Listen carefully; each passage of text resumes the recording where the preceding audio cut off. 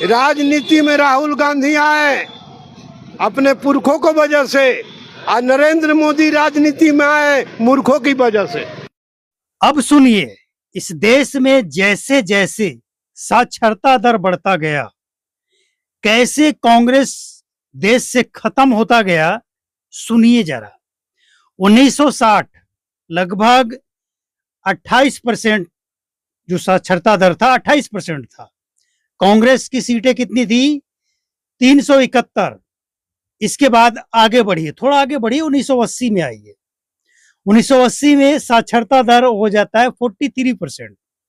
कांग्रेस की सीटें 163। साक्षरता दर बढ़ा, सीटें घटी। इसके बाद थोड़ा और आगे बढ़िए, इसके बाद आगे बढ़िएगा तो 2000 ईस्वी 64% साक्षरता दर, और कांग्रेस की सीटें 114। इसके बाद थोड़ा और आगे बढ़िए, इसके बाद 2020 में देश का साक्षरता दर जो होता है वो होता है 78%, यानी 78%, और कांग्रेस की सीटें लगभग 52 मात्र, मतलब शतक के अंदर, अर्धशतक से थोड़ा ऊपर।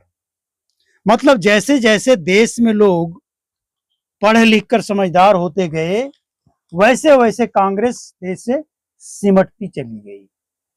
अब आप कहेंगे कि 2024 में थोड़ा सीट बढ़ गया है, तो ये गलतफहमी, देश के लोगों तक अपनी गलतफहमी को फैलाने में सफल होने के कारण, गलतफहमी से। लेकिन जवाब अभी और मिलना बाकी है। तो ये वो आंकड़ा है जो कांग्रेस के बारे में बताता है कि जैसे जैसे लोग शिक्षित होते गए, कांग्रेस देश से विदा होता गया। तो इलेक्शन जो चोरी हो रहा है ना, ये ईवीएम हैक करके इलेक्शन कमीशन के मिली भगत से नहीं, जनता के दिलों को जीत कर वोट चोरी हो रहा है। अब ये लोग को कौन समझाए? चमचे जाहिल लोग होते हैं। 70 सालों से एक ही परिवार को चाट रहे हैं, लेकिन समझ में ही नहीं आ रहा है कि देश की जनता पढ़ लिख कर समझदार हो गई है। ये तो 2G में घोटाला कर रहे थे, और देश में 5G फर्राटेदार चल रहा है, हवाई जहाज का स्पीड से। देश की जनता सब देख रही है, समझ रही है कि कितना डेवलप हुआ है, कितना विकास हुआ है, सब देख रही है देश की जनता।